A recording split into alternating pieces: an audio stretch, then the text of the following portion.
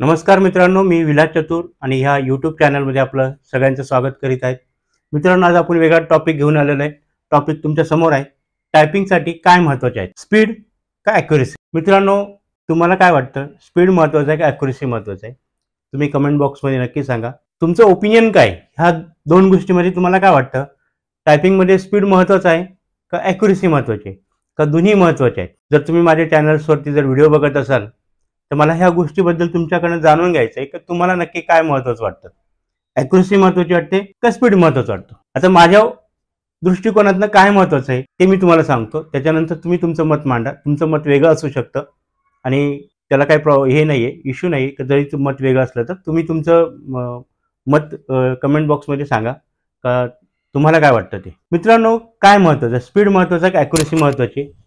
माझ्या दृष्टीने सगळ्यात पहिली महत्त्वाचं आहे ॲक्युरेसी आणि दुसरं महत्त्वाचं आहे, पहिल्यांदा महत्त्वाची आपल्याला ॲक्युरेसी आहे आणि मग सेकंड महत्त्वाचं आहे स्पीड. दोन्ही महत्त्वाचे आहे, पण सगळ्यात पहिल्यांदा ॲक्युरेसीला आपण महत्त्व दिलं पाहिजे. आपल्याला टाईप करायचं आहे तर आपल्याला आता सध्या आपल्या डोक्यात काय, जे कोडची प्रॅक्टिस करतात किंवा MPC स्किल टेस्टची प्रॅक्टिस करतात, यांच्यासाठी दोघांसाठी एकच criteria 30 WPM word per minute हा मराठीचा क्रायटेरिया आहे. म्हणजे तुमच्या नुसार 300 शब्द, हे तुमच्या म्हणण्यानुसार 300 शब्द आपल्याला टाईप करायचे. किती मिनिटामध्ये? तर 10 मिनिटमध्ये करायचे. 10 मिनिटामध्ये 300 शब्द टाईप करायचे. आता काय होतं मित्रांनो, खूप विद्यार्थी मला पॅसेजचे स्क्रीनशॉट पाठवतात. माझ्याच क्लासमध्ये काही विद्यार्थी आहेत जे टायपिंगची प्रॅक्टिस करतात. या सगळ्यांच्या गोष्टीचं मी पूर्ण निरीक्षण करतो. मुलं फक्त आणि फक्त ह्या गोष्टीला महत्त्व देताना दिसतात मला, स्पीड. आणि ते मला काय अधोरेखित करतात का, सर बघा माझे 1800 की स्ट्रोक झालेले, माझे 250 शब्द झालेले, माझे 300 शब्द झालेले आहेत, किंवा मी 2000 की स्ट्रोक टाईप केलेले. हे स्पीडमध्ये पहिलं ते कॉन्सन्ट्रेशन करतात. कारण त्या तुमच्या ठिकाणी जर मी असेल तर माझ्या डोक्याची तोच किडा वळवळला असता तर मला तेवढ्या टायमात तो पॅसेज मला टाईप करायचा आहे तेवढ्या वेळेमध्ये. त्याच्यामुळे तुमच्या डोक्यात तीच गोष्ट येत असेल तर त्याच्यात चुकीचं नाही आहेत. तुम्ही साहजिक आहे, तुमचं लक्ष जे आहे ते तुम्ही स्पीडवरती केंद्रित करतात. पण टायपिंग करताना आपल्याला सगळ्यात महत्त्वाचं आहे त्याची ॲक्युरेसी. जर उद्या मी कीबोर्डवरती फास्ट टायपिंग करायला गेलो आणि मी जर जास्त प्रमाणात जर चुका केल्या तर त्या टायपिंगला काही महत्त्वाचं नाही आहे. कारण चुका ह्या आपल्याला ग्राह्य असल्या तरी काही प्रमाणात ग्राह्य आहे, खूप प्रमाणात नाही आहेत. आता किती प्रमाणात ग्राह्य आहेत तो वेगळा भाग आहे. आपण त्या विषयावरती आज बोलणार नाही. तुम्ही कमेंट बॉक्समध्ये ती गोष्ट विचारू नका. पण आपल्याला पहिलं महत्त्व काय की आपल्याला 100% ॲक्युरेसी आली पाहिजे. 100%. ज्या वेळेस आपल्या डोक्यामध्ये ही गोष्ट असेल ना, 100% ॲक्युरेसी, त्यावेळेस थोड्याफार चुका आपल्याकडनं होतील. जर आपण ह्या गोष्टीला महत्त्व दिलं तर ही गोष्ट आपल्याकडनं राहून जाईल आणि जास्त प्रमाणावरती चुका झाला तर तुम्ही पूर्ण पॅसेज टाईप केलेला असेल तरी त्याचा काही उपयोग होणार नाही. माझं स्वतःचं असं मत आहे की जे विद्यार्थी आज टायपिंगची प्रॅक्टिस करतात त्यांनी पहिल्या ॲक्युरेसीला महत्त्व द्यावं आणि नंतर स्पीडला महत्त्व द्यावं. ॲक्युरेसी तुम्ही मेंटेन केली की तुमचा स्पीड ऑटोमॅटिकली मेंटेन होईल, ही 100% मी गॅरंटीसह सांगतो तुम्हाला. पण तुम्ही स्पीड मेंटेन केला तर ॲक्युरेसी मेंटेन होईल याची गॅरंटी नाही. मला न चुकता टाईप करायचं आहे. आता विद्यार्थ्यांकडनं चुका काय होतात, टायपिंग पॅसेज टाईप करताना काय चुका होतात ते आपण बघूया. काय चुका होतात टाईप करताना? चुकामध्ये 2 प्रकारे चुका आहेत. एक आहे शब्दचूक आणि दुसरं आहे व्याकरण चूक. आता शब्दचूक मध्ये काय, तुम्ही एखादा शब्द टाईप करताना शब्द चुकीचा लिहिला तर तो शब्द चूक मध्ये काउंट होतो. समजा तुम्हाला शब्दचूक म्हणजे काय, जर तुम्हाला असतात शब्द लिहायचा आहे, असतात, आणि समजा तुम्ही टाईप करताना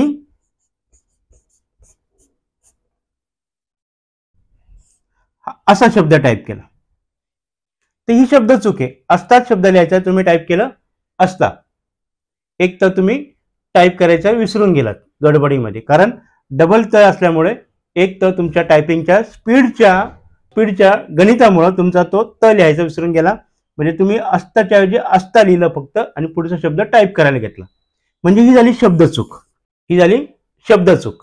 आता व्याकरण चूक म्हणजे काय? समजा तुम्हाला नदी शब्द लिहायचा आहे, तर नदी शब्द असा आहे, पण तुम्ही असा शब्द लिहिला.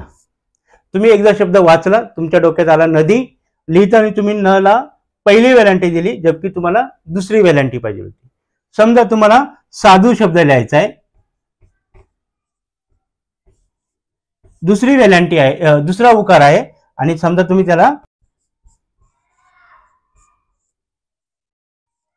पहिला उकार दिला.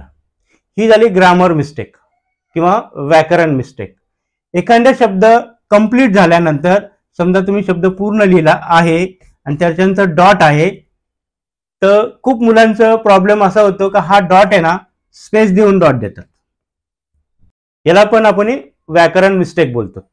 समजा जर तुम्ही एखादं वाक्य लिहिलं, समजा तुम्ही एक वाक्य लिहिलं, मला घरी जायचे आहे, आणि त्याच्यानंतर आपल्याला फुल स्टॉप द्यायचा आहे, तो फुल स्टॉप इथेच दिला पाहिजे स्पेस न देता. जर तुम्ही स्पेस देऊन फुल स्टॉप दिला तर हा शब्द पूर्ण चुकीचा धरला जातो, म्हणजे ही व्याकरण मिस्टेक आहे. फुल स्टॉप, कॉमा म्हणजे स्वल्पविराम, इन्व्हर्टेड कॉमा, प्रश्नचिन्ह, अशा काही गोष्टी ज्या आहेत, ह्या गोष्टी तुम्हाला ग्रामर मिस्टेक मध्ये पकडल्या जातात. त्याच्या अगोदरचा शब्द हा चुकीचा पकडला जातो. खूप मुलांचं प्रॉब्लेम तोच होतो, कॉमा किंवा फुल स्टॉपला मुलं स्पेस देऊन फुल स्टॉप किंवा कॉमा देतात, त्यामुळं त्या वाक्याचं शेवटचं वाक्य हे चुकीचं पकडलं जातं. आता जे विद्यार्थी कोर्टाची मराठीची प्रॅक्टिस करतात, तर वेगवेगळे सॉफ्टवेअर वापरतात. कोणी नोटपॅड वापरत असेल, तर कोणी वर्डपॅड वापरत असेल, कोणी मायक्रोसॉफ्ट वर्ड, या तर कोणी ओपन ऑफिसमध्ये टाईप करते. काही वेगवेगळे ॲप आहेत, मोबाईलवरती ऑनलाईन ॲप आहेत, कम्प्युटरवरती काही ऑनलाईन ॲप आहे ज्याच्यावरती तुम्ही टाईप करता. फक्त आता तुम्हाला काय करायचं आहे, एक गोष्ट लक्षात ठेवायची, ॲक्युरेसी कशी मेंटेन करायची. तुम्ही पूर्ण पॅसेज टाईप केला, तर तुम्ही किती मिनिटात केला? 10 मिनिटाचं टार्गेट ठेवायचं. 10 मिनिट तुम्हाला टाईप करायचंय. 10 मिनिटात तुम्ही किती टाईप करतात आणि त्याच्यामध्ये चुका किती आहे त्या शोधायच्या आहेत. त्या चुका शोधायच्या आहेत. कोणता शब्द चुकला, त्याची वेलांटी चुकली का, त्याचा पहिला उकार चुकला का, त्याचा दुसरा उकार चुकला का, शब्दच पूर्ण गायब केला, ह्या सगळ्या गोष्टीवरती वर्क करणं गरजेचं आहे. 2 पॅसेजमध्ये थोडासा गॅप ठेवा. पहिल्या पॅसेजमध्ये काय चुकीचं झालं याच्यावरती तुम्ही निरीक्षण करा, ऑब्झर्वेशन करा, आणि पुढच्या पॅसेजमध्ये ती चूक होणार नाही याची काळजी घ्या. मित्रांनो, तुम्ही फक्त आणि फक्त जर टायपिंग वरती लक्ष केंद्रित केलं असेल स्पीडवरती, तर ते आपल्यासाठी काही वेळेस घातक ठरू शकतं. आपल्याला ॲक्युरेसी प्लस आपल्याला टायपिंग स्पीड हे महत्वाचं आहे. आपल्याला क्रायटेरिया असं नाही सांगितलं की तुम्ही कसे वर्ड टाईप करा आणि कॅरेक्टर कंप्लीट करा, नाही. आपल्याला जो दिलेला पॅरेग्राफ आहे, जो दिलेला शब्द आहे, तो अचूक टाईप करायचा आहे, आणि मग आपल्याला तेवढ्या मिनिटात तेवढे शब्द टाईप करायचे. म्हणजे पहिला क्रायटेरिया आपल्याला अचूक हा शब्द टाईप करणे आहे, त्यानंतर तेवढ्या वेळेत टाईप करणं हा दुसरा त्याचा क्रायटेरिया आहे. तर तुम्ही पॅसेज टाईप केल्यानंतर तो पॅसेज पूर्ण वाचा, किंवा टाईप करताना तुम्हाला लक्षात आलं पाहिजे की तुमचा शब्द कुठे चुकलेला आहे. मायक्रोसॉफ्ट वर्ड मध्ये सगळ्याच्या खाली तुम्हाला अंडरलाईन येईल रेड कलरची, म्हणजे सगळे शब्द चुकीचे नाहीये, पण ते शब्द तुम्ही वाचा. मुलं ते शब्द वाचत नाही, परत रिपीट अँड रिपीट तीच तुम्ही जर सवय लावून घेत असाल स्वतःला, आणि तुम्ही जर पूर्ण पॅसेज टाईप करत असाल, तर ते तुमच्यासाठी घातक आहे. स्पीडच्या अगोदर आपल्याला ॲक्युरेसी महत्वाची आहे. मग जर तुम्ही वेगवेगळ्या, आता जे विद्यार्थी मोबाईलवरती टाईप करतात, तर काळजीपूर्वक टाईप करा, कारण तिथं काही ठिकाणी असं आहे, तुम्ही शब्द टाईप केल्यानंतर तो शब्द इरेज होतो, तो शब्द तुम्हाला परत दिसत नाही, आणि लास्टला तुम्हाला कळतं की तुमचे एवढे शब्द चुकलेले आहे, पण नक्की तुमचा शब्द कोणता चुकला आणि त्याच्यात काय चूक केली तुम्ही, हे कळणंही महत्वाचं आहे. जरी तुमच्या रिपोर्टमध्ये किती शब्द चुकीचे आहे हे तुम्हाला कळणं खूप महत्वाचं आहे. जर तुमच्याकडे एखादा शब्द नजर चुकीने वेगळा टाईप झाला असेल तर काही प्रॉब्लेम नाही, पण तुम्ही ग्रामर मिस्टेक जर वारंवार करत असाल तर तुम्हाला तशीच सवय लागेल. जरी स्पीड तुमचा कंप्लीट होत असेल तरी मिस्टेक जर जास्त झाल्या तुम्ही त्या क्रायटेरियामधून बाहेर पडाल. या तर तुमचे ज्यावेळेस एक्झाम असेल त्याच्या अगोदर कुठे तुम्ही स्थानिक लेवलला महिनाभरासाठी तरी क्लास जॉईन करा आणि कम्प्युटरवरती प्रॅक्टिस करा, कारण तुमची एक्झाम ही कम्प्युटरवरती होणार आहे, मोबाईलवरती नाहीये. मित्रांनो, मला माहिती आहे परिस्थिती पुढं कोणाचं काही चालत नाहीये, पण आपल्याला एक्झाम द्यायची आहे तर आपल्याला ज्या गोष्टीला सामोरं जायचं आहे त्याची थोडीफार प्रॅक्टिस असणं पण गरजेचं आहे, कारण आपल्याला त्या क्रायटेरियामध्ये परीक्षा द्यायची आहे. तर त्याच्यामुळं तुम्ही मोबाईलवरती प्रॅक्टिस करत असाल तर जरूर करा, काही दिवस करा, पण एक्झामच्या अगोदर जर तुमच्याकडे कम्प्युटर लॅपटॉप नसेल तर तुम्ही स्थानिक ठिकाणी कुठेही क्लास जॉईन करा, जिथं तुम्हाला टायपिंग शिकवलं जाईल किंवा तिथं टायपिंगचं सॉफ्टवेअर असेल ज्याच्यावरती तुम्ही टाईप करू शकाल. आणि जे विद्यार्थी मायक्रोसॉफ्ट वर्डमध्ये टाईप करतात त्या विद्यार्थ्यांनी तो पॅसेज सेव्ह केल्यानंतर त्याच्यातल्या चुका शोधाव्यात, त्याच्यावरती वर्क करावा, काय चुका झाल्या त्या बघाव्या. शक्य असेल तर तुम्ही मला व्हॉट्सअपला तो पॅसेज सेंड करू शकतात. ज्यावेळेस रात्री 11 नंतर ते 12:30-1 वाजेपर्यंत मी कधी कधी हे पॅसेज चेक करेल. मित्रांनो, वेळ असेल त्यावेळेस मी चेक करेल. तुम्ही एकदम प्रेशर करू नका की मी पॅसेज पाठवला तुम्ही चेक करा, पण पाठवत जा. जर काही मला वाटलं तुम्हाला सजेस्ट करायचं तर मी तुम्हाला नक्की सजेस्ट करेल, आणि जर तुम्हाला पाठवायचं नसेल तरी नका पाठवू, पण तुम्ही स्वतः त्या गोष्टी चेक करा. ॲक्युरेसी ही महत्वाची आहे. आणि मग छोट्या छोट्या ज्या चुका आहेत त्या तुम्ही टाळा. ऑटोमॅटिकली तुम्हाला ना स्पीड येईल. मित्रांनो, स्पीड आल्यानंतर ॲक्युरेसी नाही येणार. पहिले ॲक्युरेसी आणा, स्पीड ऑटोमॅटिकली. तरी पण याच्यामध्ये तुमचं ओपिनियन वेगळं असेल, तुम्ही आपलं कमेंट बॉक्समध्ये पाठवा. तुम्ही सांगा, आम्हालाही कळू द्या, कारण होऊ शकतं मीच हुशार आहे असं नाहीये. जगामध्ये खूप लोक हुशार असतात, लोकांचे वेगवेगळे विचार असतात, लोक वेगवेगळे प्रयोग करत असतात. तर नक्कीच तुमचंही मला ओपिनियन ऐकायला आवडेल, वाचायला आवडेल. आणि जर खरंच चांगलं ओपिनियन असेल तर ते आपण आपल्या दुसऱ्या मित्रांना पण शेअर करू. पण माझ्या दृष्टीनं महत्वाची गोष्ट ॲक्युरेसी, नंतर स्पीड. ॲक्युरेसी आल्यानंतर नक्की स्पीड येईल. हा माझ्या काही दिवसाचा अनुभव आहे, पण तुमचा वेगळा अनुभव असू शकतो. त्याच्यामुळे तुम्ही नक्की कमेंट बॉक्समध्ये सांगा.